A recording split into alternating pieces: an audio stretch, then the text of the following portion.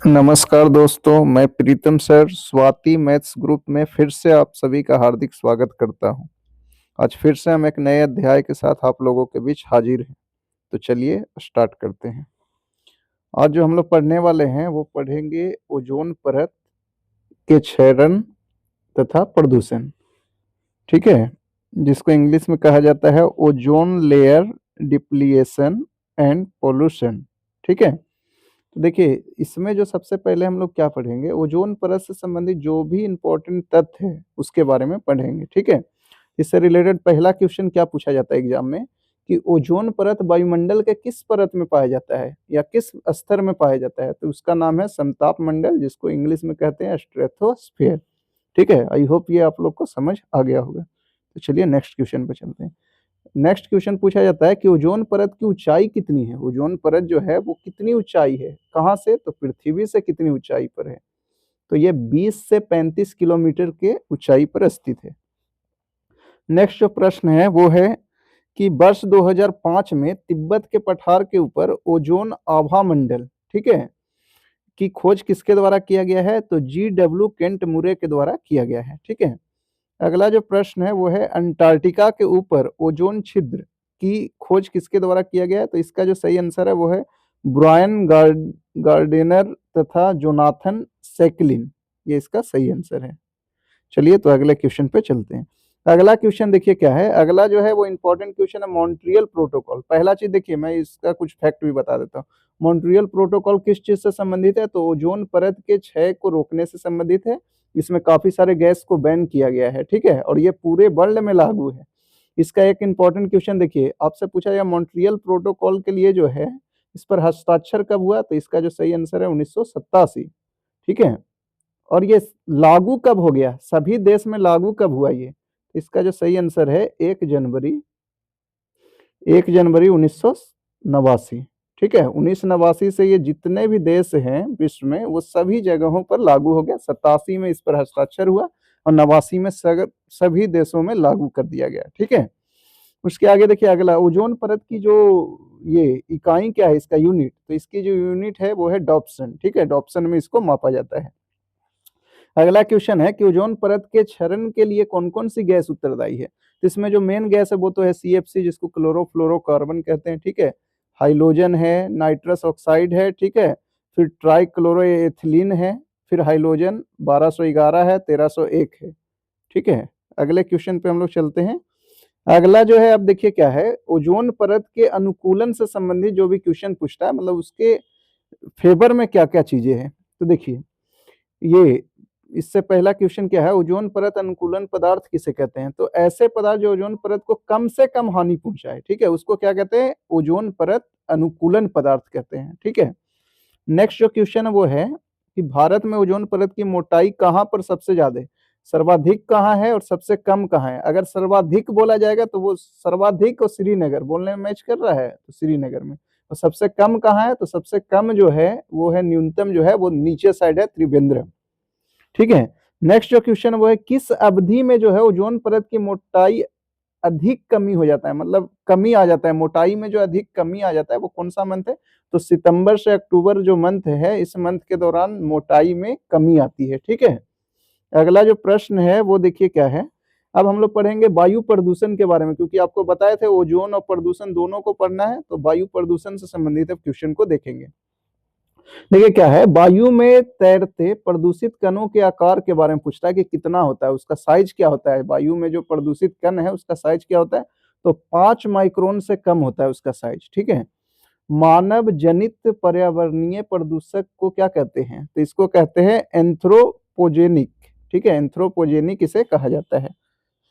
अगला जो प्रश्न है वो देखिए क्या है, नेक्स्ट क्वेश्चन को देखते हैं। ठीक है, नेक्स्ट क्वेश्चन है कि जैव निम्नकरणीय रहित प्रदूषक पर्यावरण में कैसे प्रवेश करते हैं, इसका सही उत्तर है मानव जनित प्रदूषक के कारण प्रवेश करते हैं। ठीक है, अगला प्रश्न देखिए क्या है, जो वायु प्रदूषक सीधे वायु में मिल जाए उन्हें क्या कहते हैं, डायरेक्ट एकदम सीधे वायु में मिल जाए जो भी, उसे कहते हैं प्राथमिक प्रदूषण। ठीक है, दूसरा देखिए क्या है, जो प्रदूषक रासायनिक क्रिया के बाद, मतलब ये प्राथमिक प्रदूषण का मतलब क्या, जैसे कोई चीज जलाए, ठीक है, तो उससे जो धुआं है वो डायरेक्टली वायु में मिल रहा है। और द्वितीय वाला में क्या हुआ, जो प्रदूषक रासायनिक क्रिया के बाद, जैसे सड़ा गला, उससे बदबू, ठीक है, फैल रहा है, तो वो चीज है क्या, इसको कहते हैं द्वितीय वायु प्रदूषक। ठीक है, आई होप यहाँ तक आप लोग को सब समझ आ रहा होगा। ठीक है, नेक्स्ट क्वेश्चन पे चलते हैं। नेक्स्ट क्वेश्चन जो है वो बहुत इंपॉर्टेंट क्वेश्चन है। देखिए यहाँ से क्या क्या है। एक तो है यहाँ पैन, ओजोन परत तथा स्मॉग। स्मॉग जिसको धुआं कहते हैं, ये सभी प्रदूषक है। ये सभी कैसा कैटेगरी का है, तो ये सब जो है सेकेंडरी है, द्वितीय प्रदूषक है। देखिए पैन जो है, PAN, इसका जो अर्थ होता है, इसका होता है पेराक्सी एसिटाइल नाइट्रेट। पेराक्सी एसिटाइल नाइट्रेट इसका फुल फॉर्म होता है। ठीक है, ओजोन तो है ही, स्मॉग आपको पता ही है। ठीक है, ये भी आपको पता नहीं। अच्छा, इससे होता क्या है, ये जो पैन है इसमें होता क्या है, तो इसके प्रदूषण से जो है आंखों में जलन होना स्टार्ट हो जाता है इसके प्रदूषण से।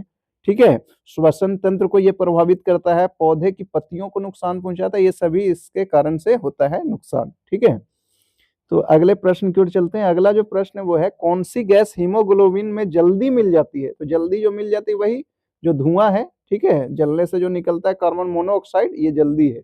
इसी कारण से देखते हैं कि कोई कोई बेहोश हो जाता है, रूम में को अगर बंद किए हुए रहता है, तो ये कार्बन मोनोऑक्साइड, क्योंकि ये हीमोग्लोबिन के साथ क्रिया कर जाता है। अगला जो क्वेश्चन वो है, जल में फॉस्फेट नाइट्रेट बढ़ने से कौन सी घटना होता है, तो इसे कहते हैं सुपोषण की घटना होता है। ठीक है, आई होप यहाँ तक आप लोग को अच्छे से समझ आ रहा होगा। नेक्स्ट जो क्वेश्चन है वो है कि पेट्रोल के दहन से कौन से धातु का प्रदूषक होता है, कौन सा धातु प्रदूषक होता है, तो वो जो है लेड या सीसा धातु का प्रदूषक होता है। नेक्स्ट जो क्वेश्चन है वो है, जो प्रदूषक जीवों द्वारा नष्ट हो जाते हैं क्या कहलाते हैं, जो प्रदूषक जीवों के द्वारा नष्ट हो जाते हैं उसे क्या कहते हैं, जैव विघटन प्रदूषक कहते हैं। ठीक है, अगर आप लोग को वीडियो अच्छा लग रहा हो तो चैनल को जरूर से जरूर सब्सक्राइब करें और वीडियो को लाइक करें। ठीक है, आगे चलते हैं। अम्ल वर्षा के बारे में भी एग्जाम के पॉइंट ऑफ व्यू से बहुत इंपॉर्टेंट है। ठीक है, अम्ल वर्षा के लिए पहला चीज तो कौन कौन सी गैस उत्तरदायी है, तो एक तो है नाइट्रस ऑक्साइड, ठीक है, और एक है सल्फर डाइऑक्साइड। ठीक है, ये दोनों गैस अम्ल वर्षा के लिए उत्तरदायी है। इसीलिए बोला जाता है कि स्टार्टिंग में जब वर्षा हो तो नहीं नहाना चाहिए। क्यों, क्योंकि अम्ल वर्षा होता है। देखिए नेक्स्ट जो क्वेश्चन वो है कि अम्ल वर्षा से मिट्टी पर क्या इफेक्ट पड़ता है, जो अम्ल वर्षा इससे मिट्टी पर क्या प्रभाव पड़ता है, तो देखिए अम्ल है तो अम्ल मतलब पीएच मान कम होगा। ठीक है, तो मिट्टी का पीएच मान क्या हो जाएगा, कम हो जाएगा, सिंपल सा बात है। ठीक है, अगले क्वेश्चन पे हम लोग चलते हैं। अगला जो इंपॉर्टेंट क्वेश्चन है वो देखिए क्या है, ये जैव उपचार से संबंधित देखिए क्वेश्चन क्या है, बायो रिमीडिएशन से रिलेटेड क्वेश्चन देखिए क्या है। तो पहला चीज ये है कि जैव उपचार का अर्थ क्या होता है, तो जीवों द्वारा जो विषैले पदार्थ है उसका निष्कासन करना जैव उपचार कहलाता है। ठीक है, मतलब जीव खा के उसको साफ सुथरा कर देता है जो भी उसमें। ठीक है, ये तो देखिए यहाँ क्या है अगला क्वेश्चन, कि प्रदूषित स्थान पर ही उपचार को क्या कहते हैं, तो इसे कहते हैं in situ bioremediation, bioremediation. ठीक है, आई होप यहाँ तक समझ आ रहा होगा आप लोग को। देखिए बायो रेमिडिएशन मतलब क्या होता है, जीवों द्वारा क्या है उसका उपचार किया जाता है, जीव जो है उसको साफ सुथरा कर देता है, उसको कहा जाता है बायो रेमिडिएशन। आई होप यहाँ तक सब कुछ समझ आ रहा होगा आप लोग को अच्छे से। ठीक है, अगले क्वेश्चन पे चलते हैं। देखिए अगला जो क्वेश्चन है वो क्या है, वो भी इंपॉर्टेंट क्वेश्चन ही है कि अन्य स्थानों पर ले जाकर उपचार को क्या कहते हैं, तो उसको कहते हैं एक्स सिटू बायो रेमिडिएशन। ठीक है, एक्स सिटू बायो रेमिडिएशन इसे कहते हैं। ठीक है, अन्न उपचार पे नहीं देखते हैं खेत में, जैसे है कि केचुआ को करते हैं तो वो उसमें खा खा के मिट्टी को क्या करता है, साफ करता है, वो चीज है। नेक्स्ट जो क्वेश्चन है वो है, पौधे में प्रदूषक निकलने की प्रक्रिया क्या कहलाती है, पौधे में जो प्रदूषक निकलता है उस प्रक्रिया को क्या कहते हैं, तो इसको कहते हैं फाइटो एक्सट्रैक्शन, फाइटो एक्सट्रैक्शन कहा जाता है। ठीक है, आई होप समझ आ रहा होगा। नेक्स्ट क्वेश्चन पे चलते हैं। अन्य महत्वपूर्ण तथ्य देख लीजिए क्या क्या है, जो एस्बेस्टस, एस्बेस्टस से होने वाले रोग कौन सा है, तो ये है एस्बेस्टोसिस। एस्बेस्टस तो रोग कौन सा, एस्बेस्टोसिस। रेफ्रिजरेटर में प्रयुक्त गैस किस नाम से जाना जाता है, तो रेफ्रिजरेटर में जो प्रयोग गैस होता है वो होता है फ्रियॉन, जिसको कहा जाता है हेलो कार्बन। ठीक है, इस पे भी बैन लगाया गया है। अभी जो है बड़े जो कोल्ड स्टोर होते हैं उसमें अमोनिया गैस का यूज किया जाता है, लेकिन जो रेफ्रिजरेटर होता है इसमें कौन सी गैस होता है? फ्रीऑन।